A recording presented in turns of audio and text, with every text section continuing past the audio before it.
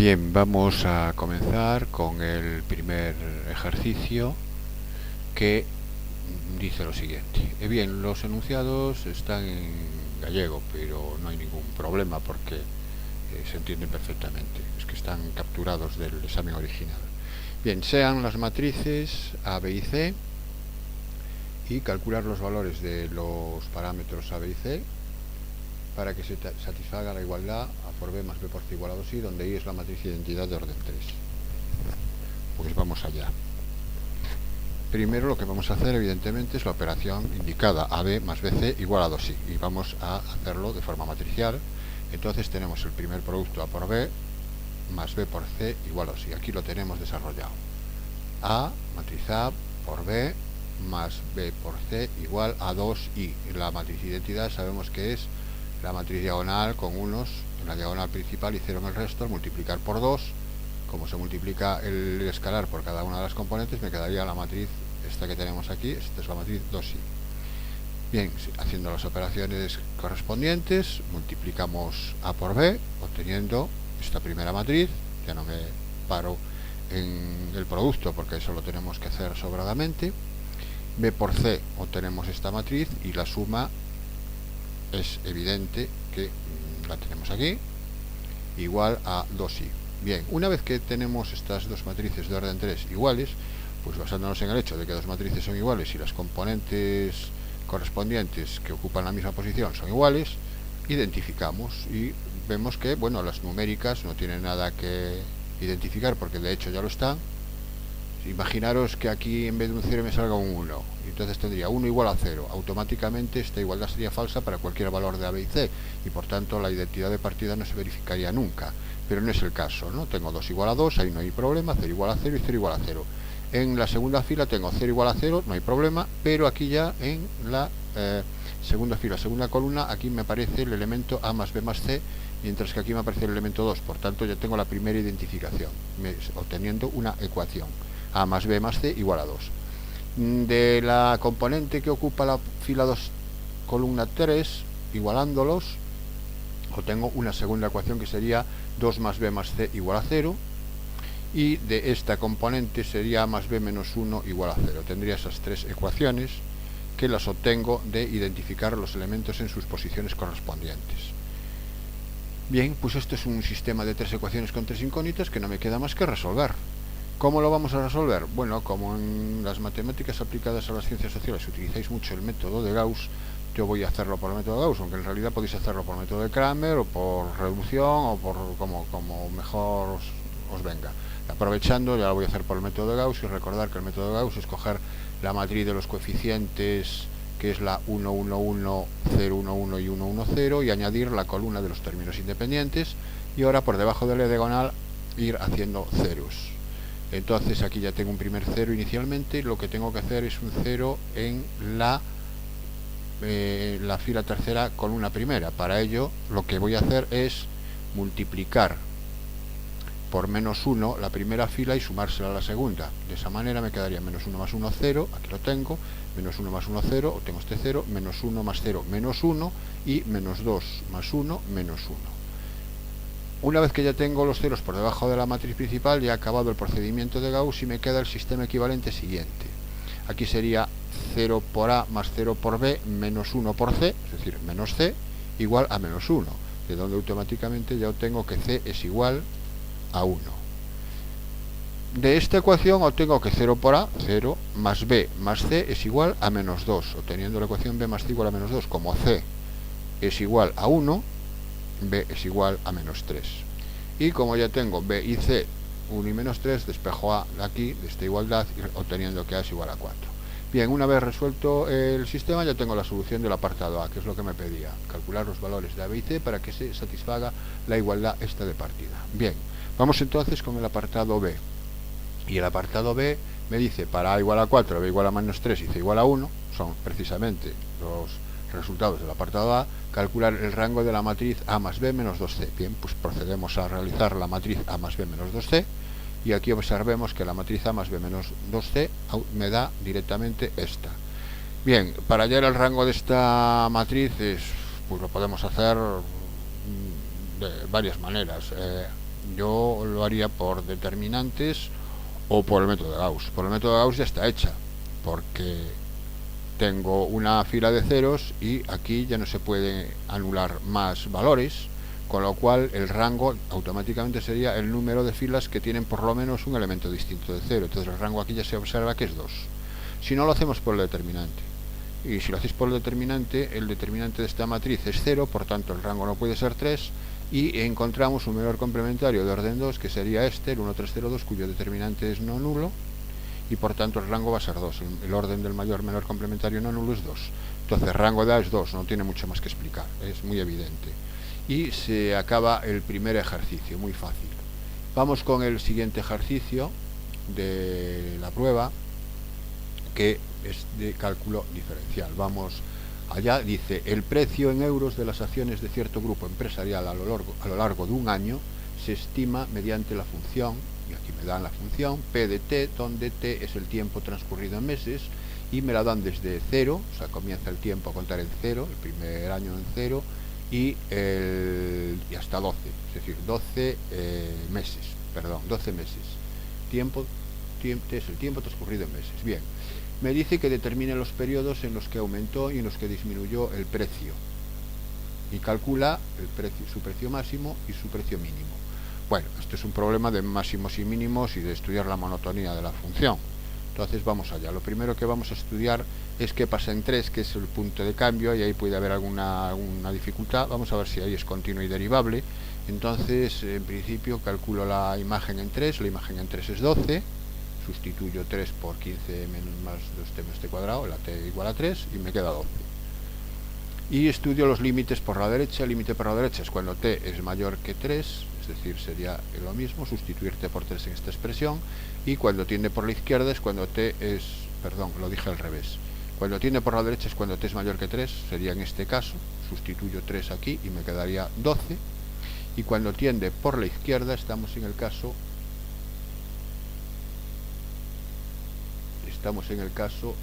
t menor que 3. Estamos en este caso, cuando tiende por la izquierda. Sustituyendo por 3 también me sale que el límite es 12. Con lo cual el límite cuando t tiende a 3 es 12 y coincide con la imagen. Entonces la función es continua en 3. Es importante tener la continuidad presente. Y luego ver si es derivable. Bien, pues la derivada en 3 es un tercio, porque la derivada a la derecha del 3 es cuando t es mayor que 3, me queda la derivada es un tercio, no depende para nada de t, es constante, siempre un tercio. Y sin embargo la derivada por la izquierda es derivar la expresión esta, que sería 2 menos 2t, y al sustituir en 3 se obtiene menos 4. Las derivadas laterales, como podemos ver aquí, son diferentes, entonces la función no es derivable.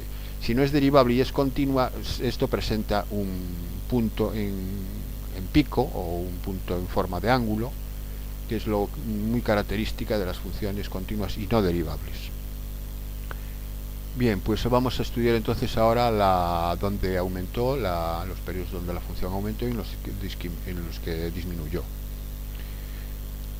Bien, para ello hacemos la derivada, que es lo que tenemos que hacer: mayor que 0, menor que 0, para ver dónde crece o dónde decrece la función. Y la derivada es 2 menos 2t cuando t está comprendido entre 0 y en 3. Fijaros que el 3 no lo puedo meter porque acabo de demostrar que no es derivable en 3, entonces el 3 no tiene imagen en la derivada. Y la derivada de un tercio de t entre 3 y 12 es un tercio. Bien, veis que el 3 está sin incluir en las dos expresiones. Vale, pues entonces ahora tengo que ver dónde la derivada es mayor que 0, para ver dónde la función es creciente. Y aquí cuidado, aquí cuidado, porque la derivada viene dada por dos expresiones, 2 menos 2t y un tercio. Entonces tengo que ver dónde es mayor que 0 en las dos expresiones.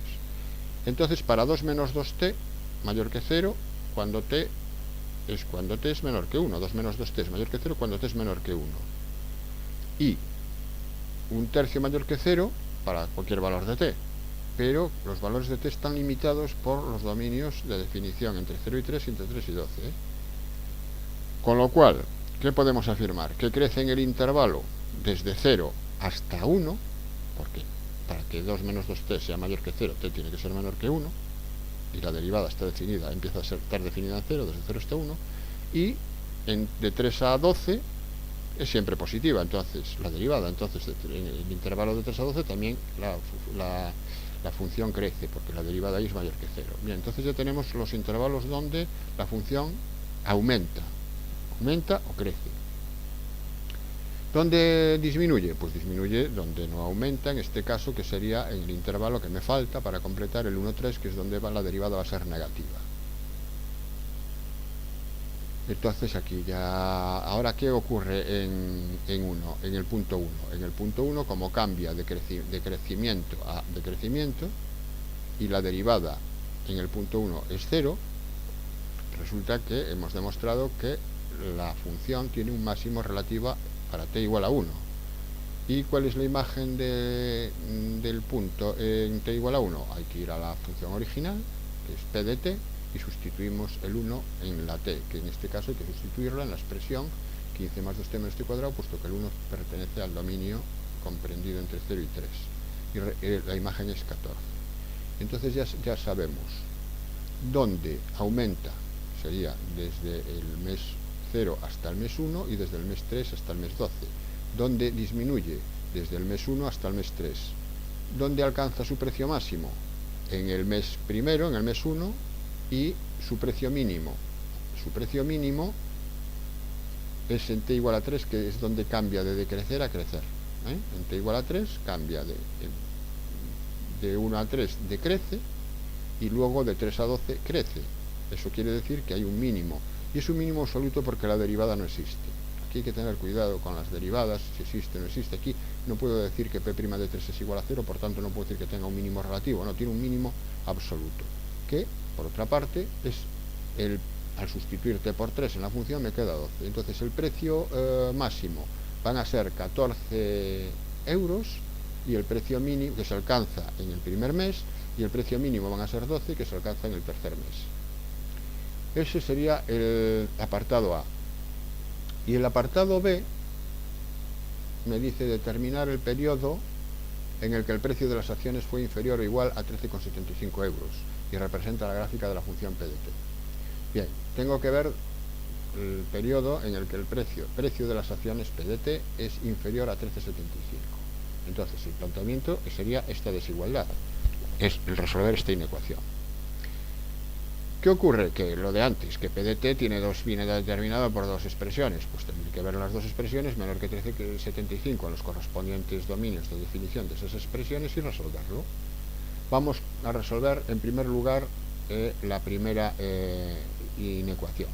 Lo que voy a hacer es el 13,75, pasarlo al primer miembro y restarlo con 15, y me queda como término independiente 1,25 menor o igual que 0. Me quedaría 0 a la derecha al pasar el 13,75 a la izquierda. Para resolver esta inecuación, pues primero resuelvo la ecuación, es decir, igual a 0, y obtengo las raíces. Las raíces que obtengo son menos 0,5 y 2,5, o sea, menos 1 medio y 5 medios. Y estudio qué pasa en 0,3, en el intervalo 0,3, que es donde está definido. Estudio el signo de esa función. Entonces el signo lo tengo que separar de 0 a 2,5, que es uno de los puntos que me da donde se anula la función, y de 2,5 al 3. Fijaros que el menos 0,5 no me influye para nada, porque menos 0,5 la función está definida, entonces menos 0,5 es un valor ahí que no me hace falta. El 2,5 sin embargo sí hay que tenerlo en cuenta. Bien, y el 2,5 me entra, porque entra aquí, porque es negativo o nulo. A mí me interesa saber dónde el signo es positivo o dónde es negativo o nulo. El positivo es de 0 a 25, ¿cómo lo sé? Pues cojo un valor cualquiera en el intervalo 0 a 2,5, por ejemplo, cojo el valor 2 y lo sustituyo en la expresión, y esta expresión me da positiva. Bueno, pues eso quiere decir que en todo ese intervalo el signo es positivo. Por otra parte, entre 2,5 y 3, cojo un valor, por ejemplo, 2,6, lo sustituyo aquí y me da negativo. Y recordar que era nulo en 2,5, que es donde se anulaba. Entonces, yo lo que quiero estudiar es que esto sea negativo nulo, menor o igual que 0. Estoy partiendo del estudio de esta inecuación. Y negativo nulo es en el intervalo 2,5, 3. Por tanto, ya puedo afirmar que en el intervalo 2,5, 3, el precio de esas acciones es inferior a 13,75. Esto para la primera expresión. Análogamente, hago lo mismo para la segunda inecuación. El 13,75 lo paso para aquí restando y me queda 1/3 de t menos 2,75 menor o igual que 0. Estudio su raíz, la raíz de decir estudio igual a 0, resulta que la solución es 8,25, que fijaros que también, bueno, no, el 8,25 sí me queda dentro del intervalo 3,12 y este 8,25 me separa, me divide el intervalo 3,12 en dos intervalos. Estudio el signo de esto en dos intervalos que son desde 3,8 desde 3, perdón, a 8,25 y desde 8,25 hasta 12. Bien. Y me interesa también lo de antes, dónde es negativo o nulo. ¿Dónde es positivo? Pues en 8,25, 12 cojo por ejemplo el 9, lo sustituyo aquí, sustituyo por 9 y me da positivo. Por tanto, el intervalo es positivo. Y negativo o nulo, negativo es en el 3, 8,25 abierto y nulo en el 8,25. Entonces ya tengo dónde es negativo o nulo. Ya tengo los dos intervalos donde el precio es inferior a 13,75, que sería 2,5 a 3 y de 8,25 a 12. Esa sería la solución de mi ejercicio. Entonces la pregunta A, ¿en qué periodo el precio de las acciones fue inferior o igual a 13,75? Pues desde el mitad del tercer mes, que es 2,5, hasta el octavo mes y un cuarto, o que son 8,25. Eso sería el intervalo temporal donde se verifica la condición. Y por último, representar la gráfica. Bien, para representar la gráfica no me paro demasiado, porque fijaros que la gráfica es una parábola más una recta. No, perdón, aquí, la gráfica de P de T, es una parábola más una recta, sí, desde 0 a 3 parábola y desde 3 a 12 recta. Bien, esto y en 3 era continua y no era derivable, había un pico. Bueno, pues aquí lo tenemos, ya sin pararme.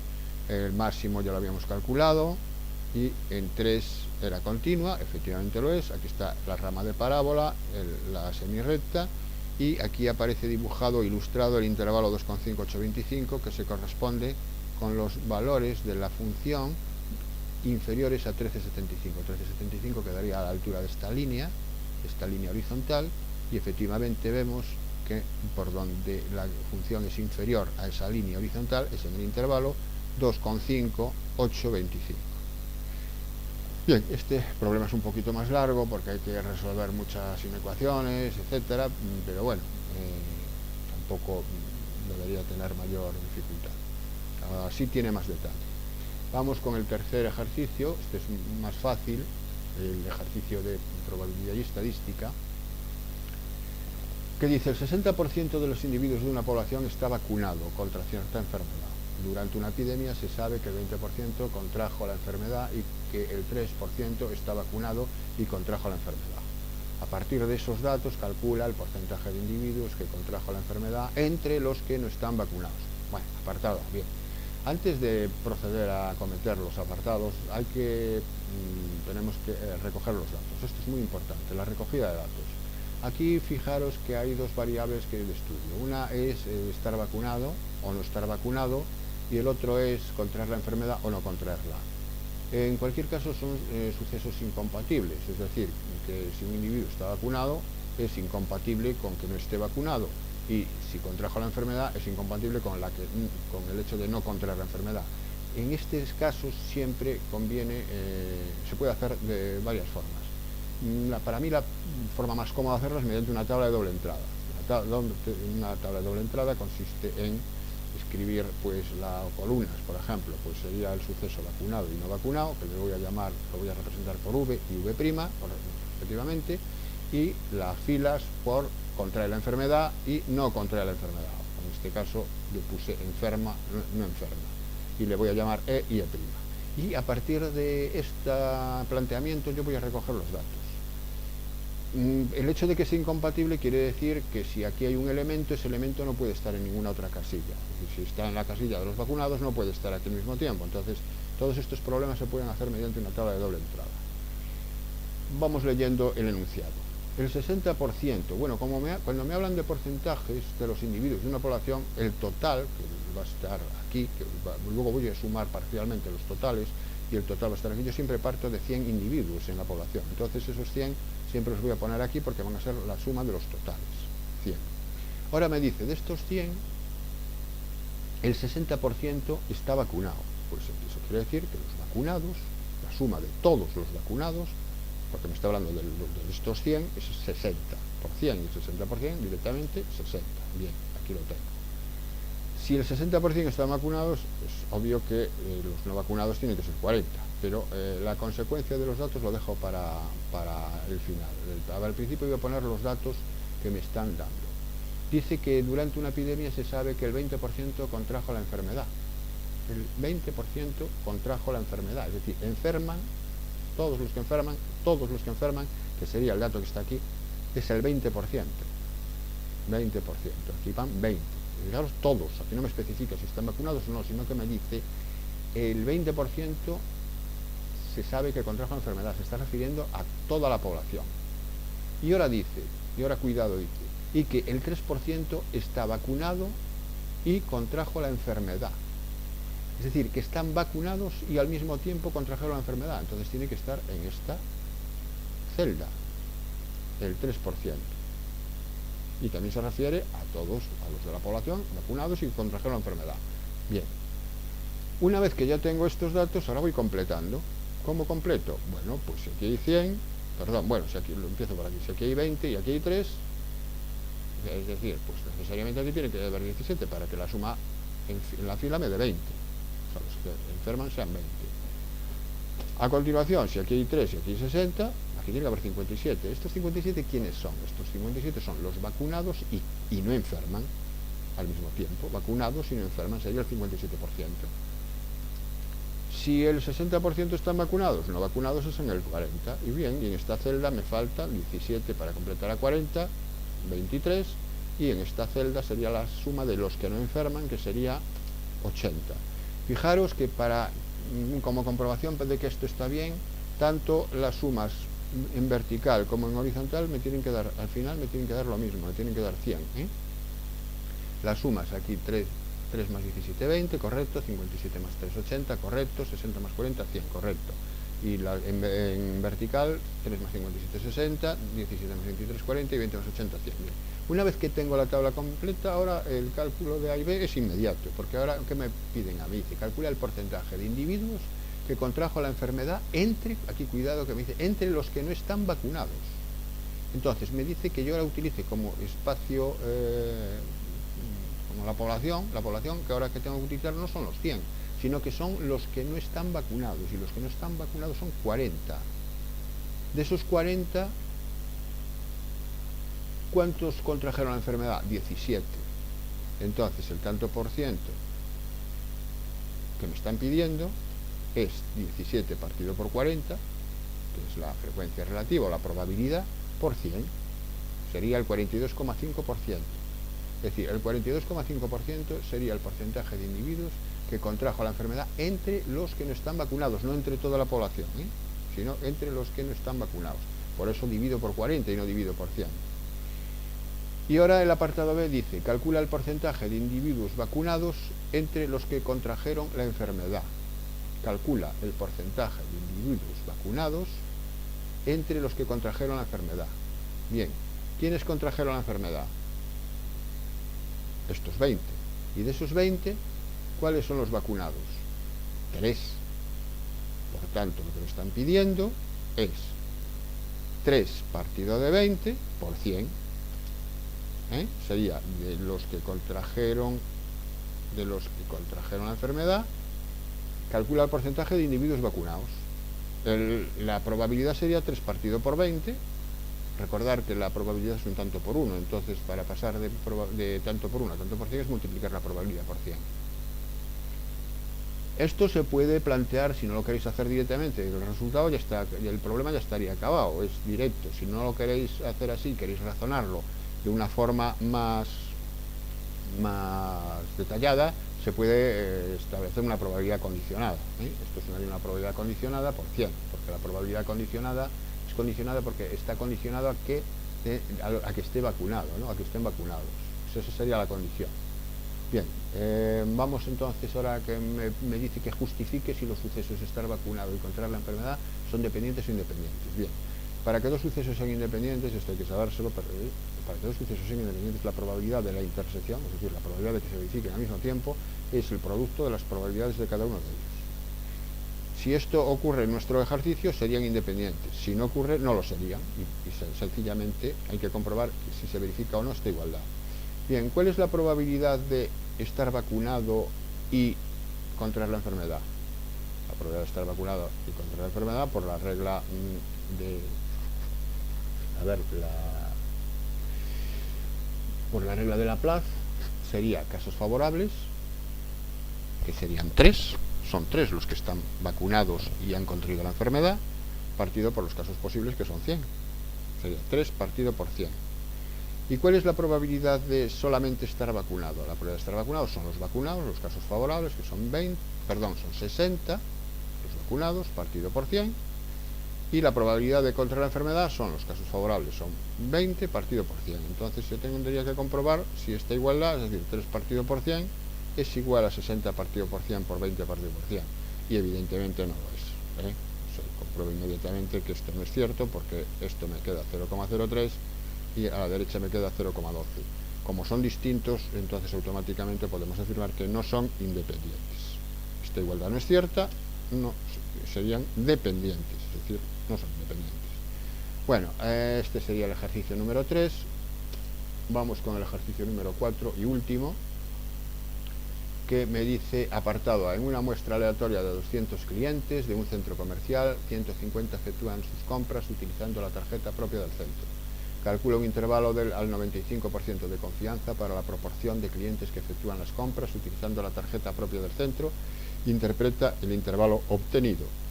Bueno, vamos a recopilar los datos que me da el ejercicio, y los datos que tengo son una muestra aleatoria de 200 clientes, ese es el valor de n sería 200. El porcentaje de la muestra sería el número de individuos que efectúan las compras, en los casos favorables serían 150, con tarjeta 150, y el número de casos posibles serían los 200 clientes de la muestra. Por tanto, la probabilidad, el porcentaje muestral es 0,75, y el nivel de confianza es del 95%, que sería 1 menos alfa. 1 menos alfa sabemos que es el grado de confianza, que sería 0,95, viene dado en tanto por 1, en este caso 0,95. A partir de estos 3 datos tengo que calcular el intervalo correspondiente de confianza para esta proporción, para la proporción de clientes que efectúan las compras. Bien, para eso hay que saber cuál es el pivote que tengo que utilizar. Esa fórmula la tenemos que saber, y recordar que el intervalo de confianza para una proporción es la proporción muestral más para el extremo superior y menos para el extremo inferior del intervalo, z alfa medios sobre la distribución normal. Este valor se calcula con las tablas de la distribución normal, por la raíz cuadrada de p menos 1 partido por p circunflejo partido por n. Bien, ¿qué es lo que necesito averiguar aquí? Pues el p circunflejo ya lo tengo, n lo tengo, lo único que me queda es calcular z su alfa partido por 2. ¿De dónde quito el valor de alfa partido por 2? Pues vamos allá. De la igualdad 1 menos alfa igual a 0,95. De esa igualdad tengo que alfa, despejo de aquí, es 0,05, alfa partido por 2 es 0,025, y 1 menos alfa partido por 2 es 0,975. Bien, el valor de z alfa partido por 2 es el que se obtiene siempre a partir de esta probabilidad de 0,975 en las tablas de la distribución normal. Vamos a la tabla de la distribución normal y tengo que ver para qué valor la probabilidad acumulada es 0,975. Vamos a la tabla y 0,975, aquí lo encuentro, y se corresponde con un valor de la variable de 1,9 en la columna del 6. 1,9 cruzo y me queda 1,9, 6. Por tanto, el valor que yo estoy buscando es 1,96. Volvemos a nuestro ejercicio y z de alfa medios es 1,96. Z de 0,025 alfa medios, puedo poner alfa medios o poner el valor de alfa partido por 2. Bueno, pues ya tengo todos los valores, con lo cual yo puedo construir el intervalo. El intervalo sería p circunflejo, que era 0,75, más menos c partido por alfa partido por 2, que es 1,96, que es lo que acabo de calcular, por la raíz cuadrada de 0,75 menos 1 menos 0,75, 0,25 partido por 200. Y este intervalo, esta expresión 1,96 por la raíz cuadrada me da 0,06, utilizo la calculadora, calculo 0,6, le sumo para el extremo superior y se lo resto a 0,75 para el extremo inferior, obteniendo el intervalo 0,69, 0,81.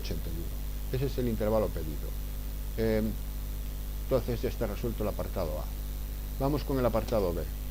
El apartado B dice: se sabe que 8 de cada 10 clientes del centro comercial utilizan para sus compras la tarjeta propia del centro y tomamos una muestra aleatoria de 100 clientes. ¿Cuál es la probabilidad de que la proporción de clientes de la muestra que utilizan la tarjeta propia del centro sea superior a 0,75?